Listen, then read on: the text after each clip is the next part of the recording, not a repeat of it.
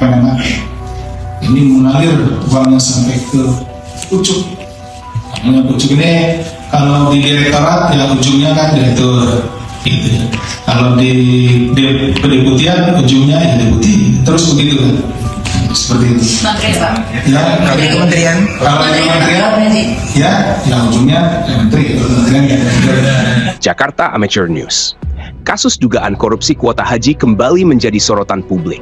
Di tengah hiruk-pikuk pemberitaan, suara keras datang dari pengurus besar Nahdlatul Ulama PBNU, khususnya dari Awan PBNU periode 2022 hingga 2027, KH Abdul Muhaimin.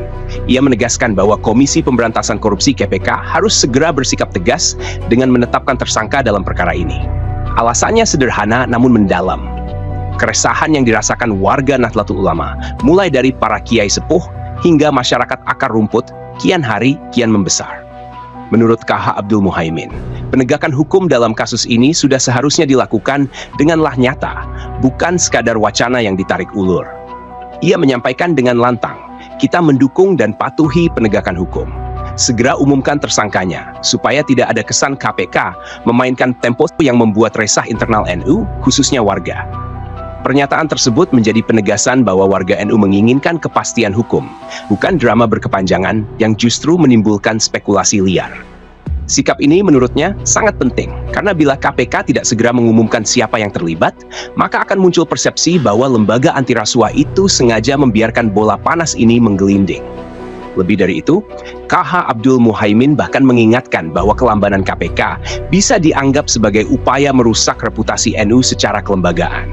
Padahal, tegasnya, dugaan korupsi haji dilakukan oleh segelintir oknum yang menyalahgunakan nama besar NU untuk keuntungan pribadi maupun kelompok tertentu. Aktivis GP Ansor selama 3 periode ini menegaskan kembali agar KPK berhati-hati dalam langkahnya.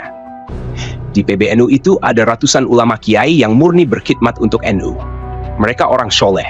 Di bawah ada ribuan ulama, kiai, ustaz, dan alumni pesantren yang bertugas menghidupkan agama dan menggerakkan kemaslahatan di bawah bendera Jam'iyah Nahdlatul Ulama, ungkapnya. Ia menambahkan bahwa mayoritas warga NU sama sekali tidak mengetahui secara rinci mengenai dugaan penyalahgunaan kuota haji. Namun, mereka yang tidak bersalah justru ikut menanggung beban akibat caci maki dan hujatan di ruang publik. KH Abdul Muhaimin menegaskan bahwa dampak sosial dari bola salju isu korupsi ini sangat menyesakkan. Mereka semua tidak paham, tapi mereka merasakan akibat dari bola salju dugaan korupsi yang terus menggelinding. Caci maki dan bullying di media sosial terhadap NU sungguh menyesakkan bagi mereka, tambahnya. Pernyataan ini memperlihatkan adanya luka batin yang dirasakan oleh para ulama dan masyarakat akar rumput NU. Mereka merasa terhantam oleh opini publik meskipun tidak tahu menahu tentang apa yang sebenarnya terjadi di balik kasus tambahan kuota haji tersebut. Keresahan itu diperparah oleh derasnya arus narasi yang berseliweran di media sosial, seakan-akan menyudutkan NU sebagai lembaga, padahal persoalan ini terkait oknum. Lebih lanjut, KH Abdul Muhaimin yang juga pernah menjabat sebagai Presiden Indonesian Conference on Religion and Peace (APE) periode 2003 sampai 2008, sekaligus pendiri dan pengasuh Pondok Pesantren Nurul Ummahat Kota Gede Yogyakarta, mengakui bahwa perdebatan panas sudah pecah di kalangan warga NU sendiri. Dari tingkat daerah hingga kampung, muncul perbedaan pandangan tajam. Ada yang mendukung penuh langkah KPK, namun tidak sedikit pula yang secara emosional membela tokoh-tokoh yang disebut-sebut terlibat. Melalui media sosial, perang narasi seakan tak terbendung.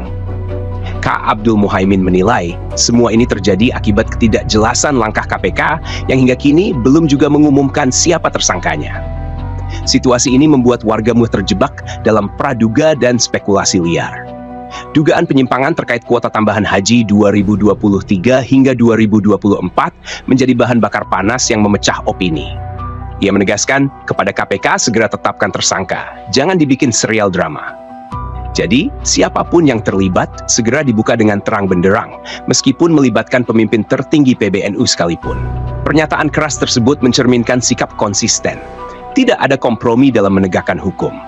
NU sebagai organisasi Islam terbesar di Indonesia harus tetap bersih dari praktik kotor segelintir orang. Karena itu, penyelesaian hukum yang cepat dan transparan adalah kebutuhan mendesak. Sepanjang proses hukum sesuai aturan, disertai bukti yang akurat dan nyata, masyayikh sepuh dan warga NU pasti mendukung langkah penegakan hukum oleh KPK, tegas KH Abdul Muhaimin. Pesan ini menjadi sinyal kuat bahwa warga NU siap mendukung langkah hukum yang benar-benar transparan, tanpa pandang bulu, tanpa tebang pilih, dan tanpa melibatkan agenda tersembunyi. Dengan begitu, tidak hanya nama baik NU yang bisa diselamatkan, tetapi juga marwah hukum di negeri ini tetap terjaga. Kesimpulan, kasus dugaan korupsi kuota haji telah menimbulkan keresahan yang luas di tubuh Nahdlatul Ulama. Kiai, ustadz, alumni pesantren, hingga jamaah di akar rumput ikut merasakan dampak sosial berupa stigma, hujatan, dan caci maki. Meski demikian, NU menegaskan tetap mendukung langkah hukum yang tegas, cepat, dan transparan dari KPK. Suara KH Abdul Muhaimin menjadi representasi kegelisahan warga NU agar segera ada kejelasan tanpa drama dan tanpa menimbulkan spekulasi yang merusak. Saran KPK perlu segera mengambil langkah konkret dengan mengumumkan tersangka berdasarkan bukti yang sahih dan prosedur hukum yang berlaku. Penetapan ini bukan hanya soal menegakkan hukum, tetapi juga tentang menjaga marwah lembaga negara, kehormatan NU, serta ketenangan sosial di tengah masyarakat. Dengan sikap tegas dan transparan, KPK bisa mengembalikan kepercayaan publik, sekaligus mencegah isu ini terus menjadi bola salju yang kian membesar dan menyesakan. Yang dicegah atau dilarang untuk bepergian ke luar negeri, karena memang yang bersangkutan dibutuhkan keberadaannya untuk tetap di Indonesia supaya dapat mengikuti proses penyidikannya. Seperti hari ini, pemeriksaan begitu, bisa hadir dan memberikan keterangan yang dibutuhkan.